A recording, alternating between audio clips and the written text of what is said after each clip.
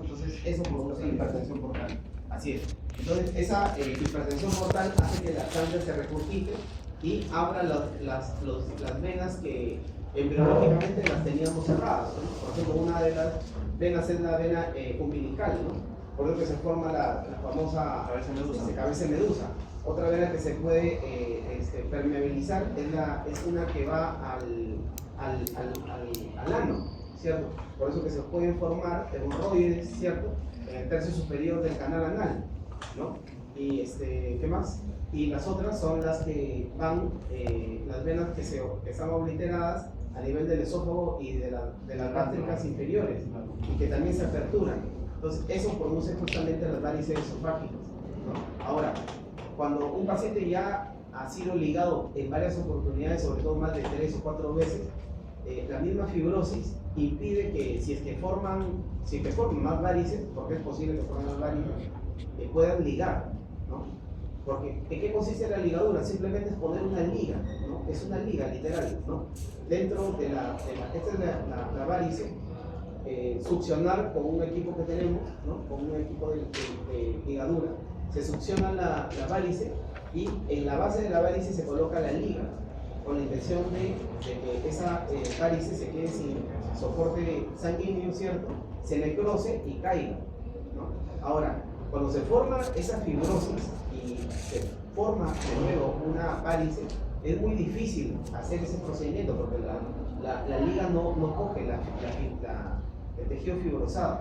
Entonces lo que se hace ahí es, si es que tiene más varices, poner alcohol puro, ¿no? En inyección, ¿ya? Cuando eso ya no es posible, eso es bien doloroso, ¿no? Cuando eso ya no es posible, el TICS. ¿Sabes lo que es el TICS? Ya.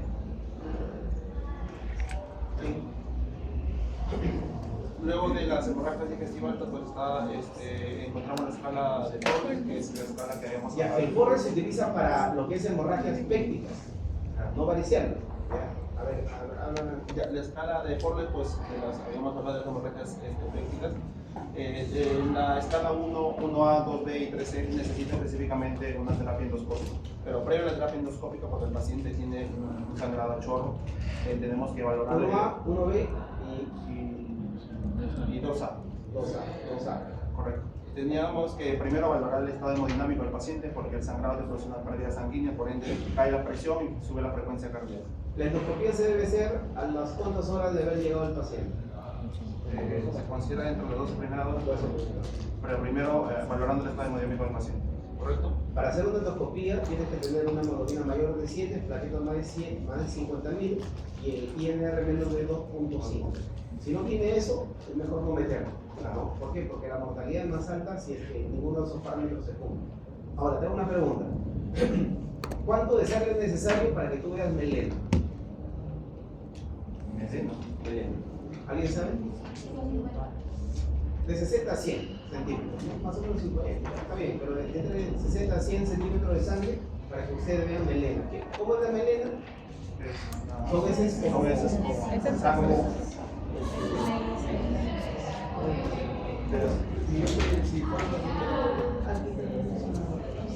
como brea, ¿cierto? Es como brea. ¿Se ha visto la brea? Huele feo, la caca huele feo, ¿cierto? O sea, y más aún por el metabolismo de la hemoglobina, ¿sí es cierto? ¿No? ¿Cuántas horas después de producir el sangrado se ve evidente la melena? O sea, el paciente sangra ahorita, ahorita son las 8. Llega a la emergencia a las 9, a las 10, porque han pasado 2 horas.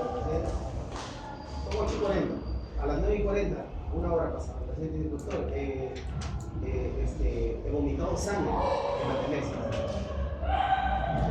Le haces un tacto rectal, ¿cierto? Negativo. A las cuantas horas después del episodio se hace evidente, en ese caso, la melena. Después de las 24 horas. No, 14. 6, entre 2 a 6 horas. ¿Ya? Ahora, el tacto rectal es sensible, específico. Es específico, ¿cierto? Porque no tiene baja sensibilidad, ¿cierto? ¿Qué más? Y así era. Ya, luego de corregir el hemodinamismo, pues el tratamiento específico cuando el paciente llega por hemorragia digestiva es el tratamiento para reducir, en este caso, el pH ácido que está produciéndose productamente de hemorragia thyroid. No me has hablado del forra. Ya, el Forres, el 2, bueno, es el lavado gástrico que se realiza por vía endoscópica al paciente con la finalidad de remover los coágulos. Mira, el Forres 2A es un coágulo adherido. Lo que tienes que hacer. ¿Es que lo va a hablar mi compañero? El Forres 2A es un coágulo adherido. Lo que se tiene que hacer es volver el cuerpo a lavar. Si el coágulo se desprende y empieza a sangrar, se convierte en una visible. visible. ¿Y cuál es la categoría del Forres? La que no es Forres. 2A. Eso lo vas a explicar tú. Vas a explicarlo eso. Ya, porque eso es importante, porque de eso va a depender el tratamiento. Si es un tratamiento endoscópico o un tratamiento médico, nada más. Ya, continúa. No, dale. Ya, luego. Estabas explicando de que por qué se utiliza el omeprazol. El omeprazol es un fármaco ingresado a la bomba de protones. Específicamente se utiliza cuando el paciente llega por emergencia unos 80 miligramos endovenoso en polvo, para luego posteriormente pasarle por bomba de difusión 200 miligramos en 200 mililitros con dosis de 8 miligramos por hora. Correcto. La función que tiene el omeprazol. Se puede utilizar también 40 cada 12. Claro. Las dos formas es prudente. La función del omeprazol es disminuir el pH ácido que tiene el estómago, que es entre 1 a 3.5, llevarlo a mayor o igual a 6, a 6%, con la finalidad de que se produzca la agregación planetaria, la fibrina, y se produzca el coágulo, con la finalidad de que reduzca el sangrado. Es evitar que se activen los factores de coagulación, se inactiven. Ese es el objetivo. Y eso, antes, por ejemplo, en un cirrótico, después de, o previamente a ligarle las varices, antes que me olvide, utilizábamos análogos de somatostatina, el octreotide, por ejemplo. Solamente utilizamos eso ¿para qué? Para disminuir la presión portal, ¿no? Y que no haya mucha presión portal y así que sea un poco más fácil la ligadura de las varices, ¿no? Cuando, por ejemplo, llegaba en emergencia el paciente llegaba con un HDA, un cirrótico, ¿no? Ya se hacía el diagnóstico posible de HDA, esperábamos 12 horas, hacíamos una endoscopía, mientras esas 12 horas estaba con su octreotide, ¿no? Nada más. Si estaba con el omeprazol se le retiraba porque no tenía objetivo, no tenía un objetivo específico que siga con el omeprazol. Pero hace 4 semanas ha salido un paper, un metaanálisis donde a los cirróticos también les ponen omeprazol, ¿no? Y aparte el octreotide, y demostró que la liga se adhiere mejor obviamente con el octreotide y agregando el omeprazol que con el solo octreotide. Esa acidez disminuida, ¿no? Esa alcalinidad gástrica hace que la liga se impregne mejor en la varice. Entonces ahora lo utilizamos, ¿no? Entonces en medicina todo cambia, pues. Todo cambia. Sí. La escala de Glasgow de Blackford y la de Rocha nos habla específicamente de una preendoscópica y una posendoscópica. En la preendoscópica, como decía, valorar el estado hemodinámico del paciente, tener una urea plasmática dentro de los valores normales, su hemoglobina, tensión arterial, en este caso que no esté hipotenso el paciente, ¿no? Para poder realizar la endoscopia.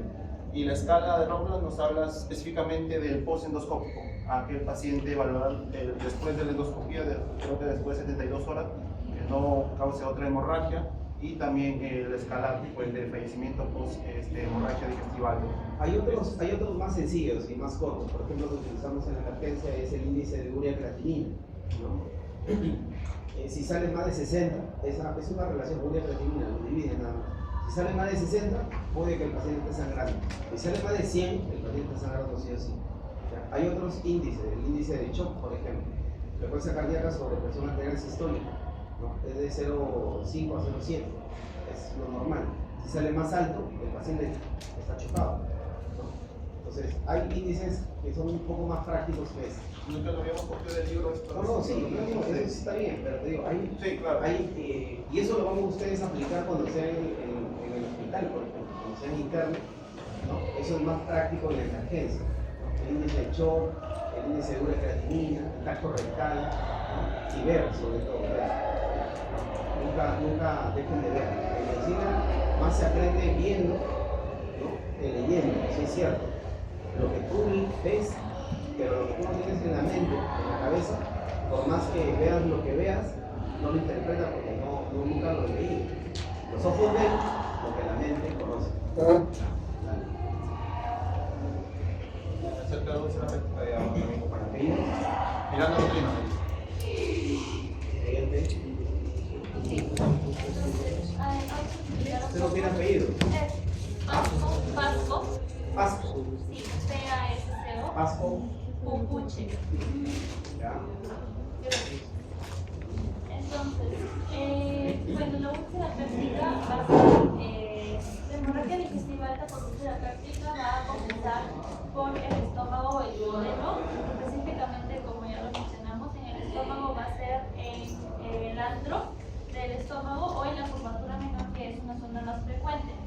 Con respecto al duodeno, va a ser en el bulbo duodenal. Entonces, estas estructuras son zonas frecuentes en donde se van a formar úlceras.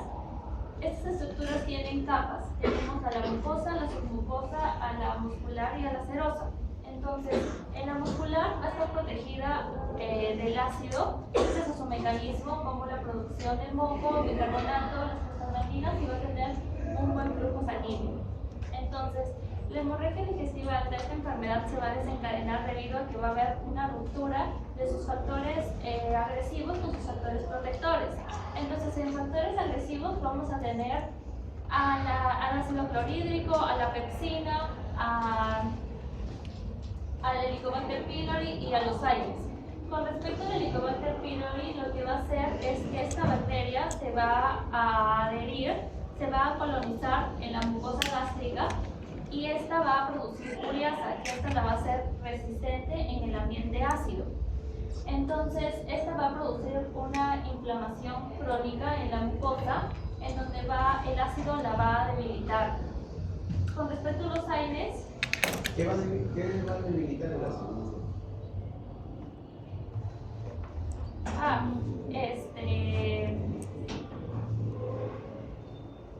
el Helicobacter pylori, la mucosa lo que va a hacer es que va a colonizarse. Entonces va a producir una ureasa, que esta la va a hacer resistente en el ambiente del ácido. Entonces Le va a formar como una capa protectora. Sí, va a producir una inflamación crónica. Entonces este ácido va a hacer que la pared de la mucosa se debilite. No se entiende bien. A ver, primero rebobina. El Helicobacter pylori lo que va a hacer es que coloniza la pared de la mucosa. Va a producir la ureasa, que la hace resistente en el ambiente del ácido. Luego, esta va a producir una inflamación crónica en la mucosa.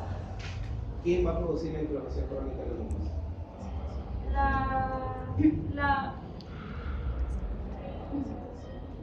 La ureasa, la misma bacteria. La bacteria.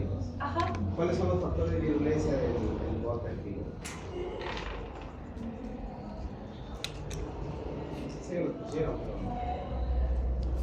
ya lo pusieron la semana pasada. El grupo anterior, ¿cuáles son los factores de virulencia del?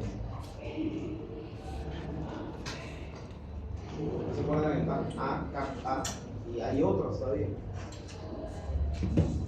Hay como 5, pero esos son los más frecuentes.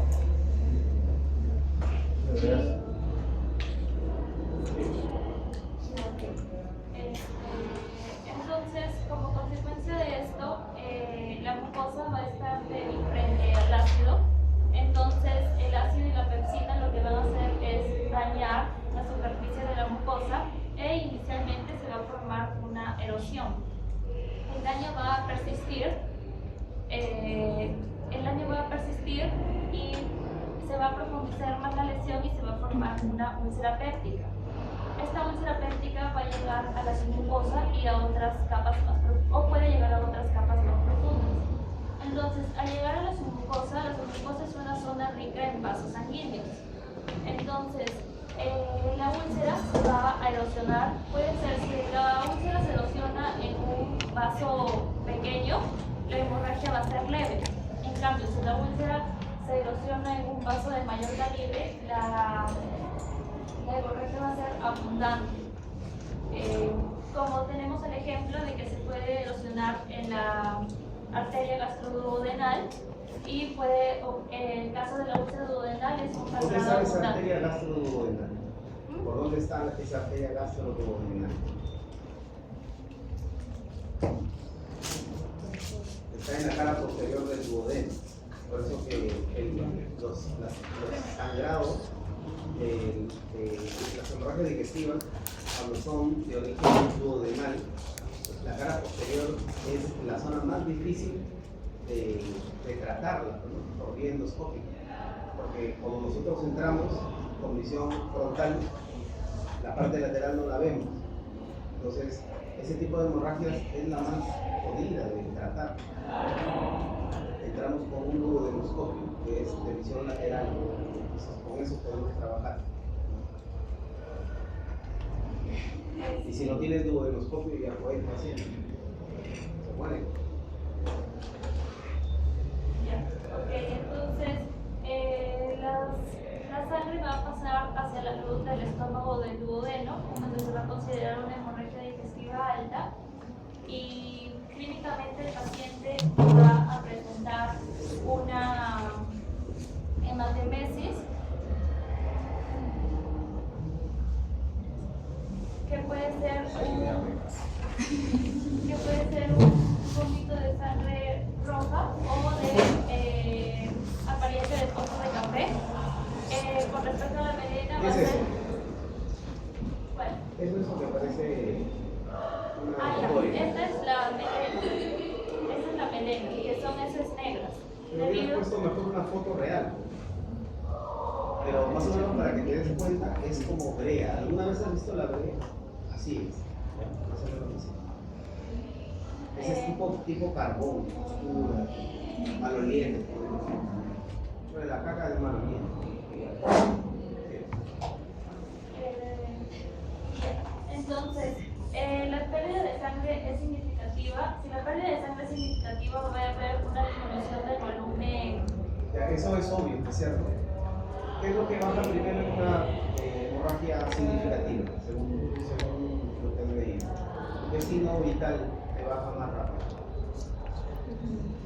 ¿O qué signo vital se altera al inicio? ¿La presión arterial? La presión arterial y... No. No. ¿La frecuencia cardíaca? Va a elevar, va a haber taquicardia. El Al paciente inicio sí, va, pero ajá, después y va a haber empezar a bajar. hipotensión. Ajá. Al inicio sí, pero después va a bajar. Pero el primero que se altera es la frecuencia cardíaca. Acuérdate, la presión arterial es el resultado de dos variables, ¿cierto? La frecuencia cardíaca por la resistencia vascular periférica. Cualquier cosa que altere estas dos variables va a alterar la presión arterial.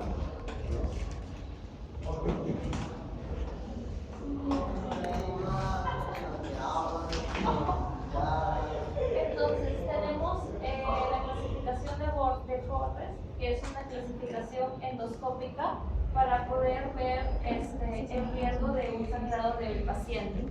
Entonces tenemos, se va a clasificar en tres, Forres 1, Forres 2 y Forres 3. El riesgo de sangrado va a ser de mayor a menor. Entonces, con respecto al Forres 1A, va a ser un sangrado activo, un acelera activo o hechoro. Entonces, ¿Ven el 1A abajo? A chorros. Entonces, quiere decir de que la úlcera ha erosionado en un vaso de mayor calibre. ¿Cuál es el tratamiento?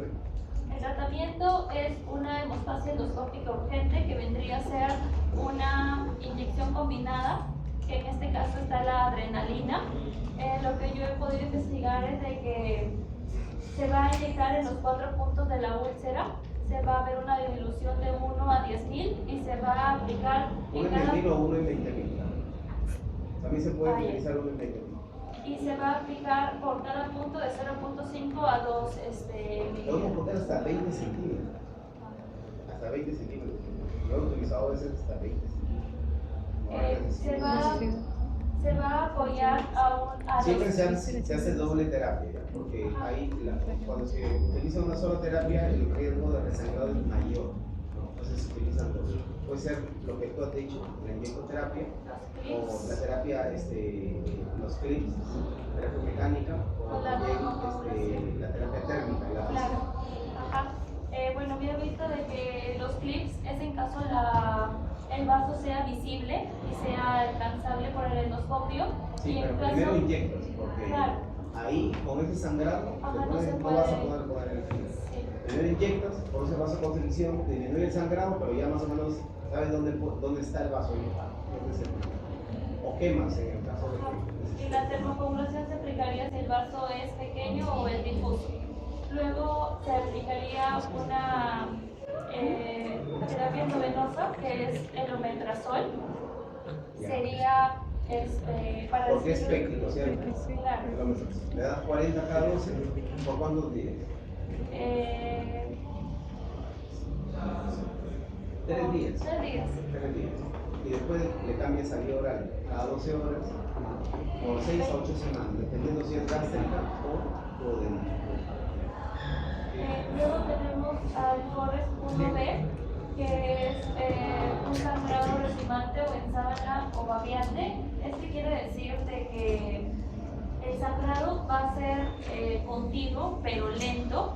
Sin embargo, sigue siendo de alto riesgo porque está sangrando, pero la diferencia es que en este sangrado no es de forma pulsante. El tratamiento va a ser el mismo, hemostasia endoscópica. Igual. Ajá. Luego tenemos al Forest 2A, que es un vaso visible. En este quiere decir de que... Ahí hay un coágulo. Lo que se hace es se lava. Si se lava y empieza a sangrar, se convierte en 1B. El tratamiento es endoscópico. Pero si se lava y no sangra, se convierte en 2A, en 2B, perdón, ¿no? Y ahí el tratamiento es tratamiento médico, el omeprazol. Luego tenemos en el 2C, que es los puntos de hepatina, que va a querer decir que hay un menor riesgo de resangrado. Ahí hubo un sangrado, pero ya Fue hay activo. fibrina, fibrina sucia incluso. Lo que quizá puede que haya unos restos de sangre digerida o hematina. Y en el 3, que ya no se va a poder observar ningún vaso Es una visible. fibrina limpia, ¿no? Ajá. Fibrina limpia, el 3. O sea, la diferencia entre 12 y 3 es la suciedad, nada más.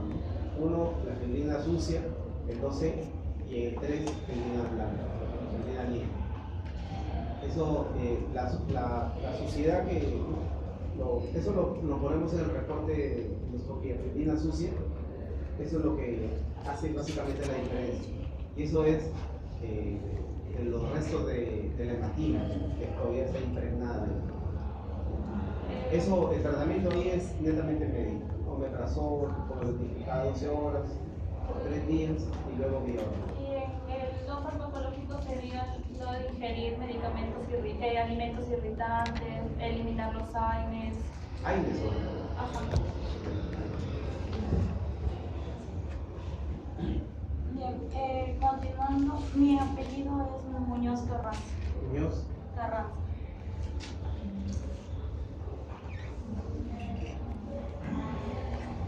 Bien, a ver, sí. Bien, continuando vamos a tener los diferentes tipos de lesiones, como ya había también mencionado. La lesión de la FUI es una lesión arterial. ¿Ya?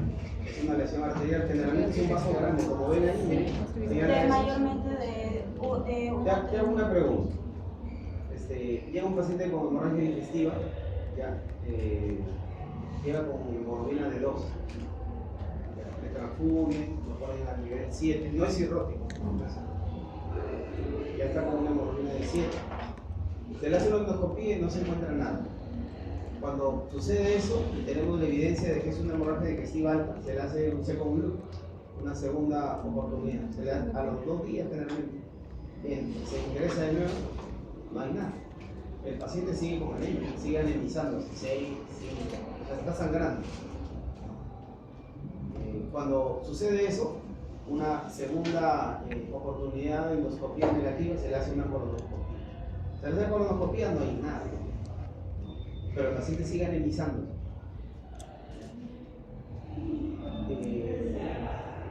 ¿Qué podría sospechar? ¿Qué podrías presumir de ese paciente? Lo que pasa es de que este tipo de lesiones mayormente, como usted ha mencionado, son muy difíciles de ver porque se ven más que todo como vasos no sangrantes. Entonces, ¿Y por qué se ven como vasos no sangrantes? Por lo mismo que se encuentran en la zona del, o sea, a 6 centímetros más abajo de la unión gastro. Se ven como zonas no sangrantes porque generalmente el paciente ingresa anemizado. Y como es una arteria, ¿cierto? Tiene que ver mucho con el volumen sanguíneo, ¿cierto? Entonces, lo ideal en esos tipos de pacientes es meterlos a la endoscopía con soporte hemodinámico, con sangre. Cosa que si le metes sangre, lo llevas a una hemoglobina relativamente para su edad normal, y entonces ahí lo ves, ¿no? Babeando ahí el vaso. Activo. Ahí como por ejemplo. Bien, bueno, básicamente es eso, porque Ya, siguiente, Mallory Weiss. en el desgarro de Mallory Weiss más que todo se da en las zonas de laceraciones de la mucosa gástrica, se dan en lo que es la unión gastroesofágica y se da producto de los vómitos intensos. También ya lo habíamos mencionado que se daba porque el paciente comenzaba con lo que era vómitos y hacía un tipo de desgarro en esa zona. Y en lo que son las lesiones de Cameron, más que todo estas van a ser erosiones o ulceraciones de tipo lineal, tal y como se pueden observar en la imagen, que estas sí van a estar en la región proximal y se van a dar a nivel del saco de una hernia hiatal. El desgarro de Mallory Weiss es por vómitos, ¿cierto? Vómitos intensos, ¿no? Ahí el tratamiento es clics. Las lesiones de Cameron son en personas con hernia hiatal, ¿no? Y básicamente es por fricción, ¿no? Por la fricción que hace la hernia con el diafragma y genera lo que es el desgarro en la mucosa. Además del ácido. Sí, es que también es, pero eso, tanto el ácido como la pepsina son factores secundarios a lo que es la lesión de Cameron. Más es por la fricción. Ajá, más es por la fricción que ocurre al momento de hacer con el diafragma. Siguiente. Aguanta, todavía falta. No, en las lesiones de Cameron seguimos que ¿Cuál es el tratamiento de las lesiones de Cameron? con inhibidores de bomba de protones y con Adrenalina podría ser utilizada. Ajá, y dicen que también en casos de que estos tipos de lesiones se dan también como sangrados crónicos. Entonces, como hacen de a poquitos el sangrado puede producir una anemia ferropénica. Entonces también se le puede dar acompañamiento con suplementos de hierro. Y tratar la causa de fondo. Ajá, que es en casos ya mayores, es que no hay sé. otro tipo de causas de HDA no variciales. Por ejemplo, tumores, ¿cierto? Tumores también producen hemorragia digestiva. En los tumores se les pone polvos ortostáticos. Hay también otras causas, parásitos. El anisakis, ¿no? Que es un parásito que antes vivía en el Asia, en las playas del Asia, en los peces, infesta a los peces. Pero ahora lo encontramos en el Perú, acá en Chiclayo hay anisakis. Y eso está en los peces crudos, ¿no? En la carne de los peces crudos. Por eso comer ceviche es algo que no se come ceviche. El anisakis, el sangrado por anisakis, también aumenta, el sangrado aumenta cuando estás tomando aire, por ejemplo. No se sabe el mecanismo exacto, pero aumenta la tasa de hemorragia digestiva cuando tienes anisakis. Y el anisakis te perfora, hace como el ciclo de Loeffler. ¿Se acuerdan del ciclo de Loeffler? en León, los parásitos que hacen ciclo del hombre, que se meten por tu sangre, se van al pulmón y luego te infestan otros órganos. ¿Han leído el ciclo del hombre? ¿No? Bueno, lean, porque es en nuestro país, ¿no? Bueno, sí, recuerdo. Hacen, por ejemplo, el hombre de Alaska, la Cincinnati, el gato americano, los proyectos polares, hacen. Y este bicho, el anisakis, hace muy parecido al otro, pero no se va al pulmón, te perfora el estómago. A veces se mete al colon también, perfora el colon, y se perfora. Pocas veces perfora o lo que se mete al estómago. Yo saqué uno en Lima, en el estómago, en el ano, justo cuando entro, el bicho estaba saliendo, estaba como parado en el ano. Le tomé foto, porque ahí le hizo una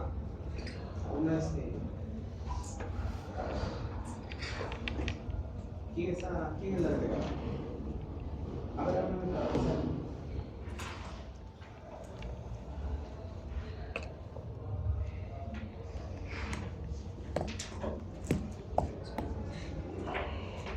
Ahí le veo.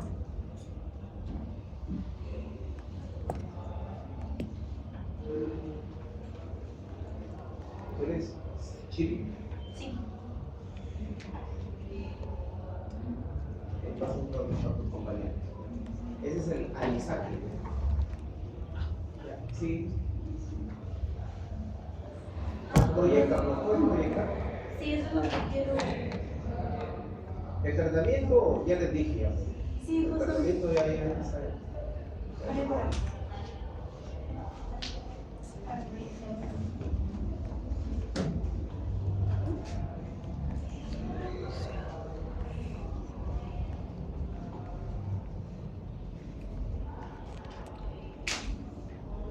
¿Han entendido algo de la alta? ¿Preguntas? ¿Está claro? Creo?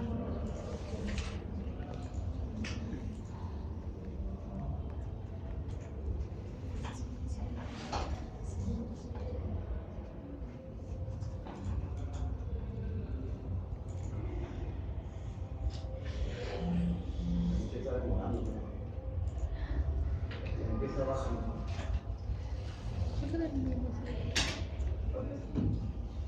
Yo creo que para diferenciar una hemorragia digestiva alta de una baja, el índice de boom creatinina para la digestión. No, solamente se utiliza el boom, el boom de creatinina para alta, nada más. Para alta. Sí, para baja no. Para baja. Sí, ya. En realidad para bajas hay pocos scores. La diferencia ya El Rocan, descartando. por ejemplo, puedes utilizar el Glasgow Blackshot, puedes utilizar para altas o bajas, ¿no? Para los dos. Miren, solamente ¿ven para- esa tripa que está ahí? Sí. Ya. Ahí está cuando estaba dormido, pero yo cuando entré estaba parado. Ahí se acaba la lengua. Sí, son duros, ¿no? Porque yo lo agarré con la pinza y lo jalé. Más o menos medía algo de 8 centímetros. ¿Lo sirve? Sí. Anisar. Analizar. Anisar. ¿Ya? Tratamiento, nitazosanida de 500 cada dosis por 3 días y lo repiten en 3 semanas, 2 semanas. ¿Ves? Mi nombre es Guerrero Manayara. Guerrero Manayari. Sí. ¿Ya? ¿Y eso?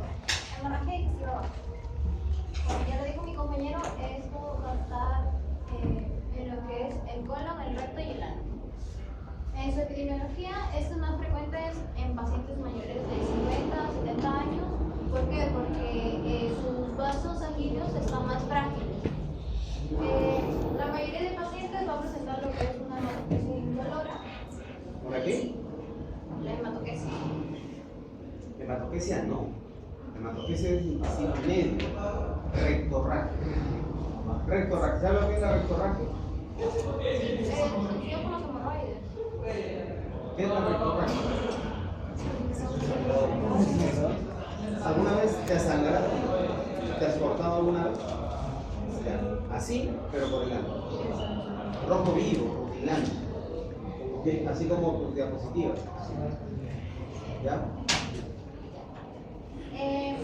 ¿Cuál es la principal causa de hemorragia digestiva baja en nuestro medio? La hemorroides. ¿Por qué? Porque la diverticulitis está en lo que es la literatura. Aguanta, diverticulitis es otra cosa de diverticulosis. La diverticulosis se da más en los gringos. ¿Por qué? Porque ellos son obesos y el Schlesinger es de allá. Pues. Entonces, por eso ponen como causa principal la diverticulosis. Pero en nuestro medio son las hemorroides. A ver si. Ya, los factores de riesgo es, como dije, la edad, que el paciente consuma lo que son AINES, ibuprofeno, naproxeno y también la aspirina. Aguanta. Ahí no tiene nada que ver eso. Pero eso está en el libro. Sí, pues, pero lo que pasa es que los libros tienen, son escritos por lo menos unos 15 a 20 años. ¿Ya? Actualmente las guías cambian cada 2 años, cada año incluso, ¿no? Algunas. Entonces, aquí no tiene nada que ver mucho el consumo de AINES, pero más sí en la parte gástrica, ¿no? Incluso la aspirina actualmente se utiliza para tratamiento del cáncer de colon de un serotipo específico, ¿no? De una mutación específica, como tratamiento para evitar que sigan formando pólipos o adenomas, que es el origen del cáncer de colon, ¿no? Los adenomas, ¿ya? Entonces, no es un factor de riesgo utilizarlo, ni los AINES en general. ¿Ya? La edad sí, porque se asocia a hemorroides, pero actualmente las hemorroides yo he visto en personas más jóvenes, jóvenes, de 15, 16 años. ¿Cuál es la principal causa de las hemorroides? La mala exposición de deposición. La constipación, el estreñimiento. Todo lo que te aumente la presión a nivel de la cavidad abdominal te produce hemorroides. Y obviamente hay un componente anatómico porque uno nace predispuesto a formar hemorroides. ¿La hemorroide qué cosa es una hemorroide? Es como una varice, ¿cierto? Es una varice en realidad, pero en el ano, ¿cierto? ¿Y por qué se producen las varices? Porque hay una disfunción de las válvulas, ¿cierto? Las venas tienen unas válvulas. Entonces, esas válvulas están alteradas en esas personas que forman hemorroides. Ese es el componente anatómico, que viene ya contigo, genético. Pero hay factores de riesgo asociados. La mejor forma de defecar. Hay también posiciones para defecar que también te predisponen a las hemorroides, ¿no? Una de ellas, por ejemplo, es esa, mira. Esa posición, la del water, ¿no? La que te hace que te ponga, no puedes dejar ahí, ahí no. Esa posición es la peor posición que debemos de optar para defecar, ¿no? Debemos utilizar esa, la que está en verde, la de 35 grados. ¿Por qué? Tiene una explicación. Porque el ángulo puborectal, ¿cierto? ¿Sabe lo que es el ángulo puborectal? El ángulo puborectal sirve para la continencia, para que no se escapen las heces. Ese ángulo puborectal, cuando estamos en 90 grados, se cierra más. Entonces, por más que tú hagas fuerza, las heces no van a bajar, ¿cierto? Pero si te pones en esa postura de 35 grados, con un banquito levantando las piernas, ese puborectal se hace un poco más, pierde esa angulación y hace que las heces bajen con mayor facilidad. Entonces, esa postura, estar menos de 15 minutos también en el baño, muchas veces nos metemos en el celular, ¿cierto? Eso hay que quitárselo al paciente, decirle, ¿sabes que si vas a estar con el celular vas a seguir formando hemorroides? Porque a veces nos sentamos y con el celular 1 hora, 2 horas, ¿cierto? Entonces, esa posición, ¿cierto? Comer obviamente fibra, bastante fibra, sobre todo la mejor fibra que podemos consumir es la fibra de las verduras, ¿cierto? Pero existe un alimento, ¿no? Que podemos utilizar en estos pacientes que son ya formadores de hemorroides crónicamente, que es el arroz, ¿no? Pero el arroz congelado, ¿ya? El arroz, por ejemplo, si lo preparamos un día antes, lo metemos a la congeladora, al hielo no, sino a la parte de abajo, ¿cierto? Por lo menos que esté congelándose unas 12 horas, ¿no? Por ejemplo, lo ponemos a las 6 de la tarde, a las 6 de la mañana lo sacamos, lo dejamos que se descongele, ¿cierto? Y a la 1 te lo comes así, sin hervirlo. ese tipo de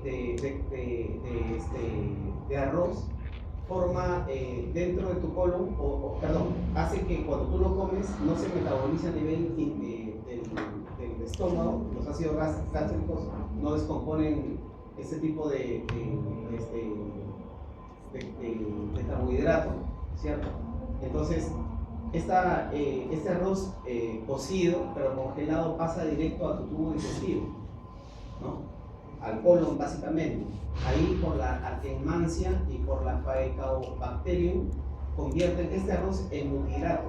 El butirato es una sustancia que produce es una sustancia antiinflamatoria que ayuda o que evita que te formen hemorroides, te ayuda a controlar el hígado graso, la resistencia a insulina, la obesidad, ¿ya? Entonces la parte de alimentos en gastro lo utilizamos también como una terapia, ¿ya?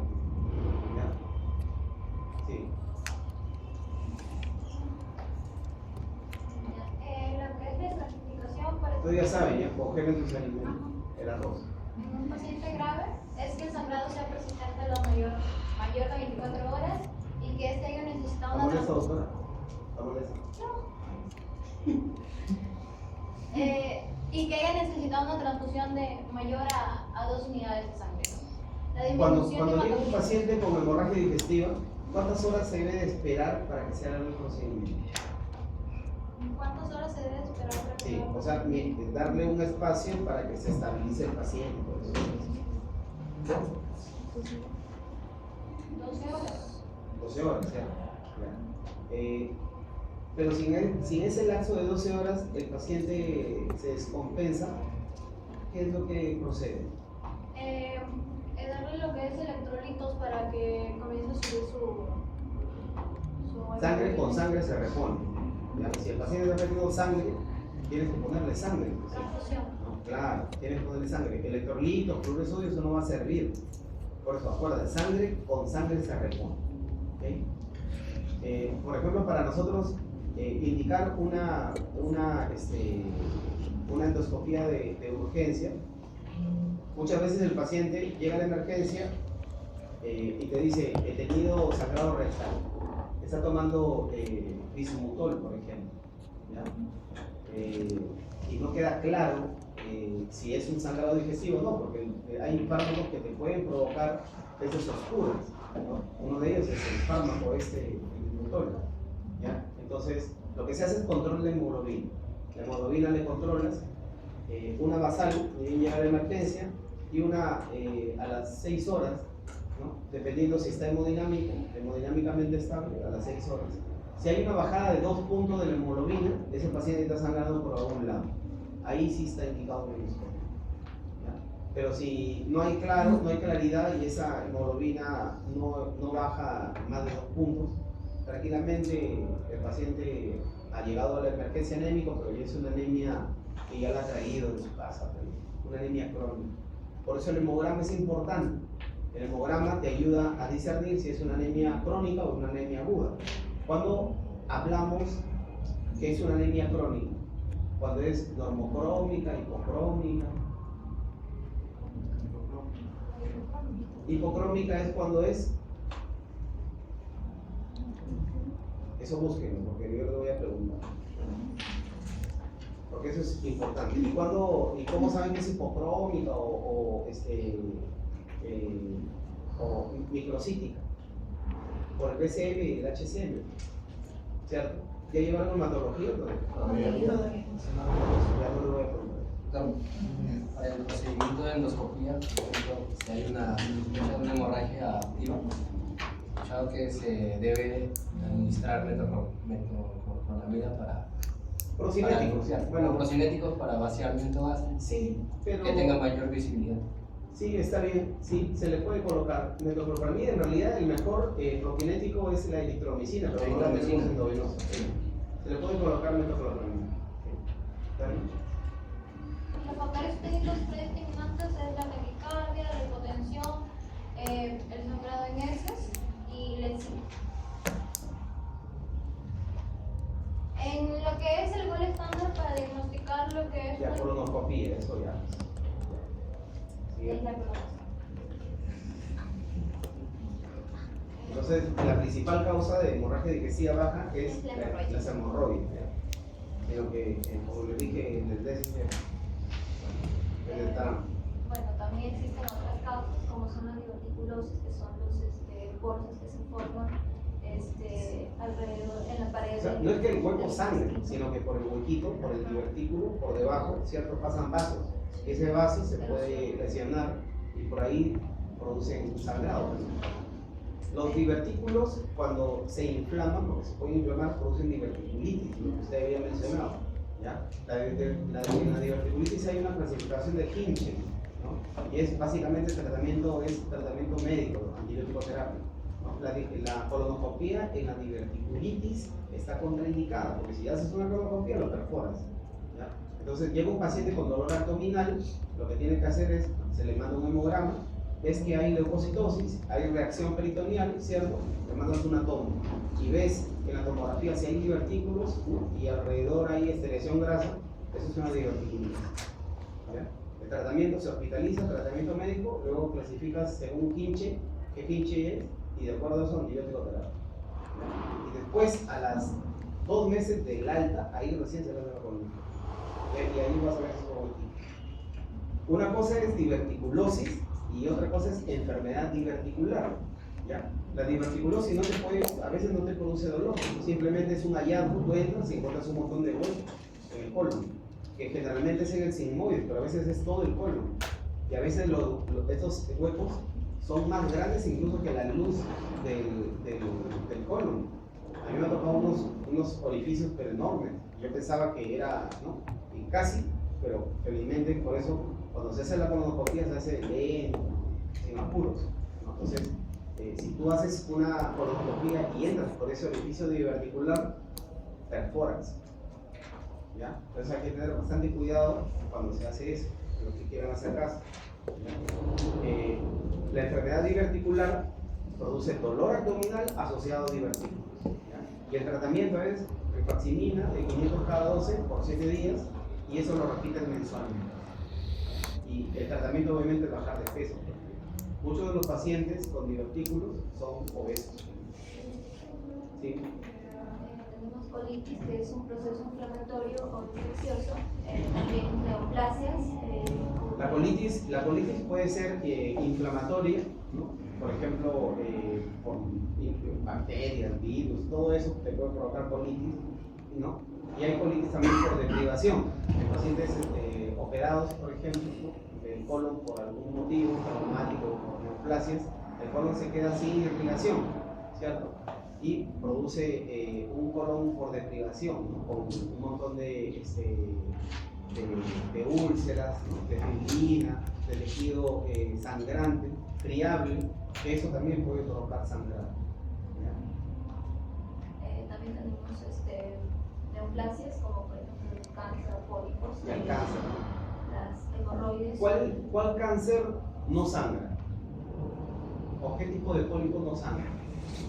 El pólipo sésile, ¿no? El pólipo sésile es un pólipo medio planado que empieza a crecer, no te produce sangrado, entonces no te llama la atención. Y los pacientes van a los hospitales o a las clínicas para hacerse una colonoscopia porque el sangrado.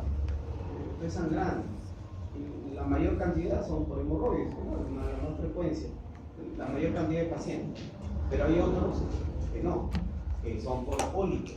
Hay pólipos que sangran y cuando el pólipo ya está sangrando, generalmente es porque ya ese pólipo ha hecho degeneración maligna, probablemente un adenoma, ¿no? Pero estos pólipos sésiles no sangran. Entonces, por eso que la indicación es que nos hagamos una colonoscopia después de los 50 años, ¿no? Y después de los 45 para endoscopia. Entonces, hay, por ejemplo, pruebas que se pueden utilizar en vez de una colonoscopia, porque a nadie le gusta que le metan un tubo por el recto, ¿cierto? Porque es incómodo. A mí sí me han hecho por antecedentes. Pero hay una prueba, por ejemplo, el FIC test, ¿no? Que es un test de T-Venom, ¿no? Que es buscar sangre oculta en heces, ¿cierto? Eso se hace laboratorialmente. Hay dos tipos de T-Venom. un Tevenon químico y un Tevenon inmunológico. El Tevenon químico no sirve para nada, porque te detecta la hemoglobina y partículas proteicas que pueden asimilar, que pueden enmascararse como hemoglobina humana.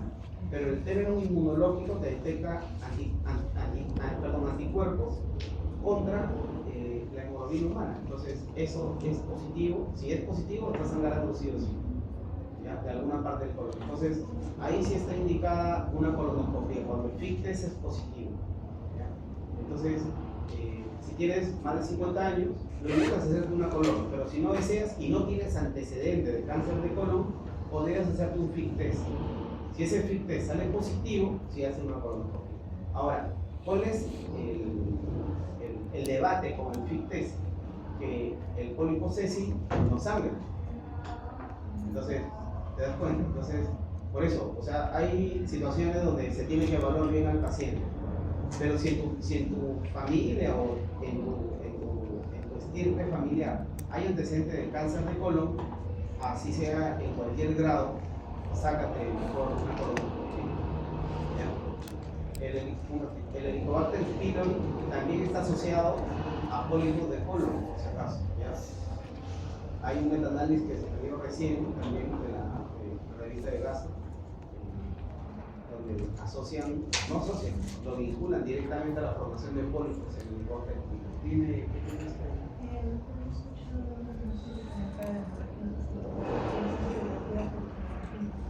Ya, la angiografía la utilizas cuando hay una hemorragia activa, ¿no? Porque si no hay hemorragia activa, no vas a ver el sitio donde está sangrando. Yo he escuchado que es para los pacientes que pueden realizar endoscopía o... Sí, pero no te va a servir de nada ver en la angiografía el vaso que está sangrando, porque no vas a hacer terapéutica, ¿por cierto? O sea, solamente, ¿qué podrías discernir cuando el paciente está muerto? Estaba sangrando de acá. O sea, no, la verdad no sirve de nada la angiografía. La angiografía no sirve de nada. Salvo que tengas ahí un cirujano y en la angiografía la veas así directamente al cirujano. Ahí está el sangrado, ya el cirujano entra y corta esa parte. Pero es bien difícil. Por ejemplo, nosotros entramos a veces con los cirujanos cuando no encontramos el sitio de sangrado, o si no está en una posición muy en el intensivo medio, por ejemplo, con los cirujanos nos hacen un ostoma, que es un orificio por el colon, más o menos nos orientamos por dónde podría ser el sangrado, y nosotros entramos con la caña y colonoscopia por ese ostoma, ¿no? Y vemos. Una vez, por ejemplo, diagnosticamos un paciente con sangrado digestivo que tenía, supuestamente era un cáncer en el yeyuno, ¿no? Y vino el resultado y obviamente entramos, habían varias zonas, ¿no? Parecían zonas metastásicas incluso, ¿no? El cirujano vino y le cortó como 30 centímetros del yeyuno, ¿no? A las 3 semanas la biopsia, TBC, tuberculosis. Bueno, se curó, al menos no era cáncer, ¿no? Pero sí le salvamos la vida, porque si no le sacábamos ese pedazo seguía sangrando, se moría el señor. Era tuberculosis. Entonces, una de las entidades que es el que te engañas, el cáncer es la TBC. Incluso la TBC a nivel del colon puede afectar a la válvula ileocecal, que de hecho es la presentación más frecuente de tuberculosis.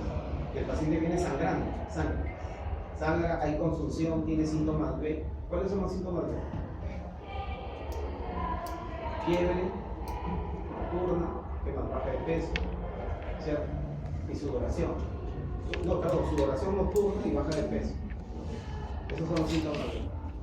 Piensas en un linfoma. Y en la tomografía te dicen una lesión en el válvula ileocecal.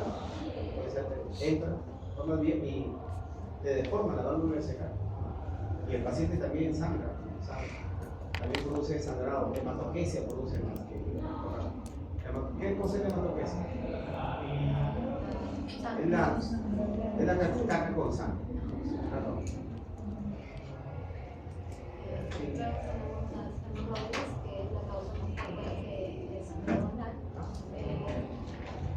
En este caso es defecar. Habla más de lo que El sangrado más frecuente al momento de defecar. Ya.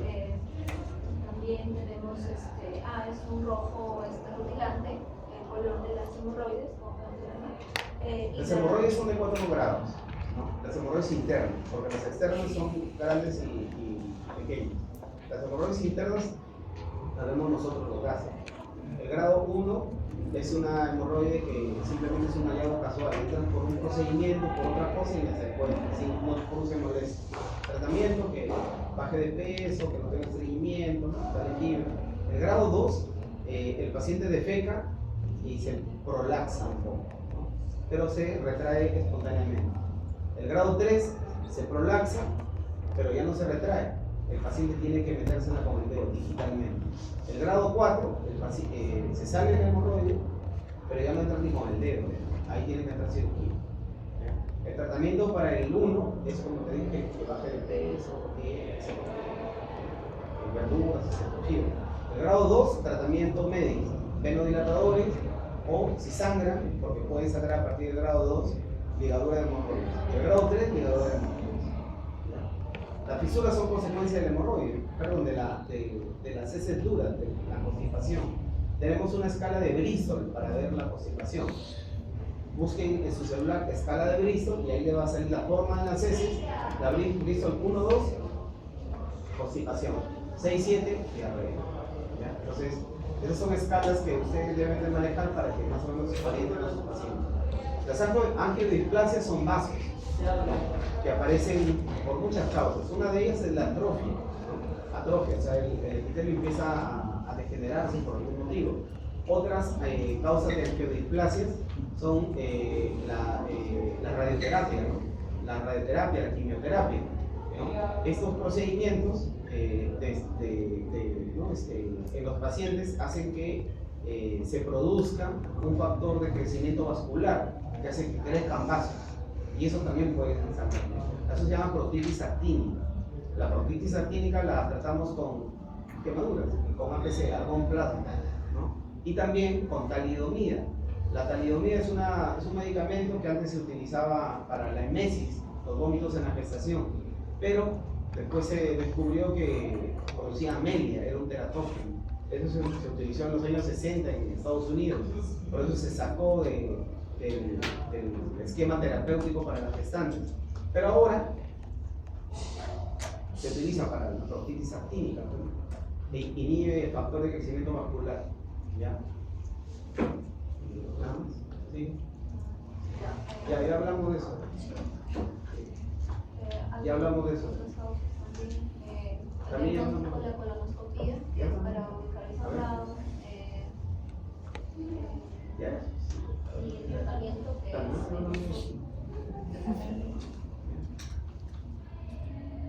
Muchas gracias.